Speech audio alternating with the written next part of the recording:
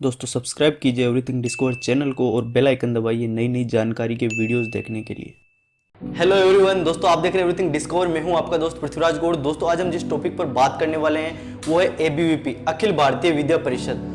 दोस्तों कॉलेज के चुनाव में एबीवीपी का एक मुख्य रोल होता है और देश में भी कई रूप से इनकी भागीदारी होती है। दोस्तों आज हम बात करेंगे एबीवीपी के इतिहास के बारे में, एबीवीपी शुरुआत कैसे हुई और आरएसएस और बीजेपी का इसमें कितना रोल है, और एबीवीपी से जुड़े कुछ ऐसे तथ्य हम आपको बताएंगे। वीडियो में लास्ट तक बने रहिएगा और वीडियो लास्ट तक जरूर देखते रहिएगा और चैनल को जिन्होंने अभी तक सब्सक्राइब नहीं किया तो उसे सब्सक्राइब जरूर कर दे और बेल आइकन दबाना बिल्कुल भी ना भूलें। चलिए वीडियो स्टार्ट करते हैं।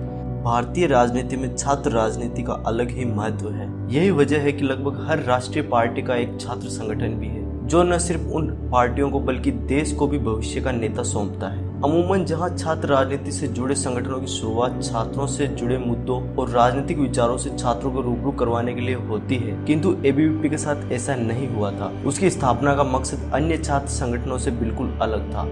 दोस्तों कुछ लोगों का कहना है कि आरएसएस पर प्रतिबंध की वजह से एबीवीपी बना था। चलो इस रिपोर्ट में हम आपको बताते हैं कि आरएसएस पर प्रतिबंध की वजह से बना या कोई अन्य वजह थी। द कारवां मैगजीन में छपी रिपोर्ट के मुताबिक महात्मा गांधी की हत्या के बाद देश भर में आरएसएस पर प्रतिबंध लगने के कारण इससे जुड़े कुछ लोगों का मिलना लगभग नामुमकिन सा हो गया था। अपने काम को आगे बढ़ाने के लिए और इससे जुड़े लोगों को मिलने के लिए अब कुछ इंतजामात की जरूरत पड़ी ताकि ये अपने संगठन के काम को निरंतर रख सके। इन इंतजामातों ने शक्ल ली अखिल भारतीय परिषद के रूप में, जिसके नाम के तहत संघ के लोग एकत्रित होते और आगे की नीति बनाते। हालांकि एबीवीपी का एक संगठन के तौर पर पंजीकरण आरएसएस पर लगा प्रतिबंध हटने के बाद करवाया गया था। दिलचस्प बात तो यह थी कि स्थापना के समय इसका उद्देश्य छात्र राजनीति नहीं बल्कि आरएसएस के विचारों का प्रचार प्रसार करना था। बाद में 1949 के आसपास जब आरएसएस पर लगा प्रतिबंध हट गया तो अचानक एबीवीपी की हैसियत उतनी नहीं रही। कुछ समय के लिए इसे साइडलाइन कर दिया गया, किंतु 1950 के दशक में संघ के नेताओं ने यह फैसला लिया कि वो एक सालाना कन्वेंशन के जरिए एबीवीपी को संगठन के तौर पर आगे बढ़ाएंगे। इस काम को अंजाम देने में संघ कार्यकर्ता यशवंत राव केलकर ने अहम भूमिका निभाई। उन्होंने एबीवीपी मुंबई यूनिट का गठन किया। इसके बाद एबीवीपी को फैलाने का काम शुरू किया गया। इसकी कई इकाइयां देश के कई राज्यों में खोली गई, जिसमें सबसे अहम थी बिहार और महाराष्ट्र की शाखा। दत्ताजी दिदोलकर, मोरोपंत पिंगले जैसे संघ प्रचारकों ने एबीवीपी के प्रसार में केलकर का साथ दिया। यह संघ प्रचारकों की लगन का ही नतीजा है कि आज देश भर में 30 लाख से ज्यादा युवा एबीवीपी से जुड़े हैं। आपातकाल ने बढ़ाई लोकप्रियता। लगातार 25 वर्षों तक देश की सत्ता पर काबिज रह चुकी कांग्रेस पार्टी के खिलाफ 1975 आते आते देश के लोगों में रोष की भावना बढ़ने लगी थी। कांग्रेस के खिलाफ बढ़ रही निराशा ने एबीवीपी जैसे कई संगठनों को मौका दिया कि वो लोगों में जुड़े और अपनी पहचान बनाए। रामचंद्र गुहा की किताब इंडिया आफ्टर गांधी के अनुसार जेपी आंदोलन और आपातकाल कुछ ऐसे मुख्य मुद्दे बनकर उभरे जिन्होंने एबीवीपी को दिशा दी। उस मौके का उन्होंने खूब फायदा भी उठाया। भ्रष्टाचार और खराब कानून व्यवस्था से जूझ रहे राज्य गुजरात और बिहार इसका केंद्र बने। सही मायने में वहीं से एबीवीपी ने एक बड़े राजनीतिक मोर्चे की शुरुआत की। 1973 और 74 में एक तरफ जहां कश्मीर और नागालैंड में हालात सुधर रहे थे, वहीं गुजरात में भ्रष्टाचार के चलते नए हालात पैदा हो रहे थे। उस समय के गुजरात के मुख्यमंत्री चिमान भाई पटेल के खिलाफ लोगों में गुस्सा बढ़ रहा था, यहाँ तक कि उसकी भ्रष्ट छवि के चलते उनकी खूब खिंचाई हो रही थी। नवनिर्माण आंदोलन की शुरुआत। इसी क्रम में जनवरी को चिमान भाई पटेल के खिलाफ गुजरात के विद्यार्थियों ने नवनिर्माण आंदोलन की शुरुआत की। इसमें एबीवीपी के कार्यकर्ताओं ने भी अहम भूमिका निभाई। आगे आंदोलन ने आक्रामक रूप लिया तो केंद्र में बैठी इंदिरा सरकार को गुजरात में राष्ट्रपति शासन तक लागू करना पड़ा। गुजरात में सफलता मिलने के बाद बिहार में भी उसे दोहराने का प्रयास किया गया। नवनिर्माण आंदोलन से प्रेरित होकर बिहार में विद्यार्थी और कुछ वाम संगठनों ने सरकार के खिलाफ मोर्चा खोल दिया। खाली कम्युनिस्टों पर सरकार से लड़ने की जिम्मेदारी न सौंपते हुए एबीवीपी जैसे संगठनों ने मौके का भरपूर उपयोग करते हुए खुद को मुख्य धारा में लाने की कोशिश की। बिहार छात्र छात्राओं ने भ्रष्टाचार के खिलाफ जो आंदोलन शुरू किया था उसका सीधा असर उनकी कैंपस लाइफ पर पड़ रहा था। 1977 से 1982 के बीच बढ़ाकर 18 मार्च 1974 को बिहार की अलग अलग जगहों पर आंदोलन उग्र हो गया। इसमें 3 लोगों की जान चली गई।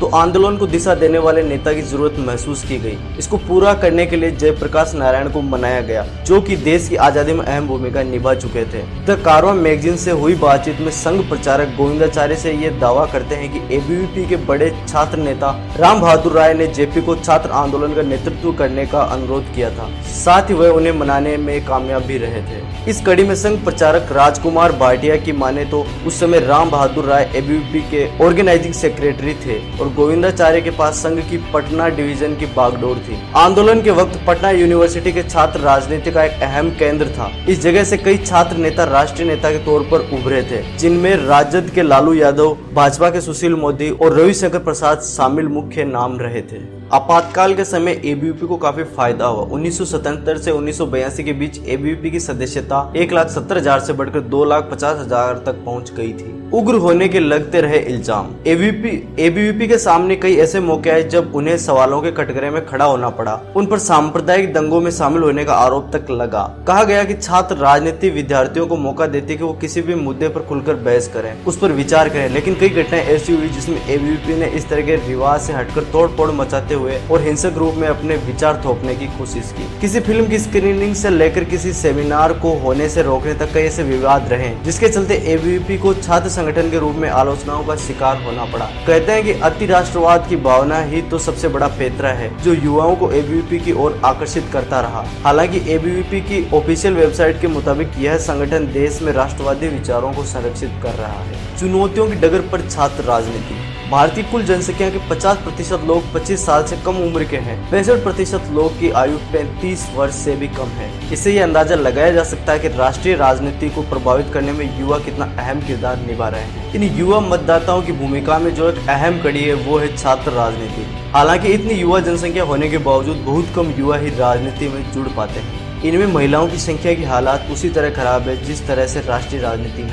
ईपीडब्ल्यू की एक रिपोर्ट के मुताबिक जेएनयू जो महिलाओं के लिए समान अवसर और समानता के लिए नामी शैक्षणिक संस्थान माना जाता है, वहां 50% महिलाएं छात्र राजनीति में बिल्कुल ताल्लुक नहीं रखती, जबकि केवल 5.6% महिलाएं ही पूरी तरह छात्र राजनीति में सक्रिय है। कई बार छात्र संगठन अपनी मुख्य पार्टी के दबाव में अगर अपने कर्तव्यों और देश भर में छात्र और समाज के प्रति उनकी जिम्मेदारियों से पीछे हट जाते हैं, जिससे छात्र राजनीति पर सवाल उठते हैं और उससे आने वाले समय की राष्ट्रीय राजनीति को नुकसान पहुंचता है।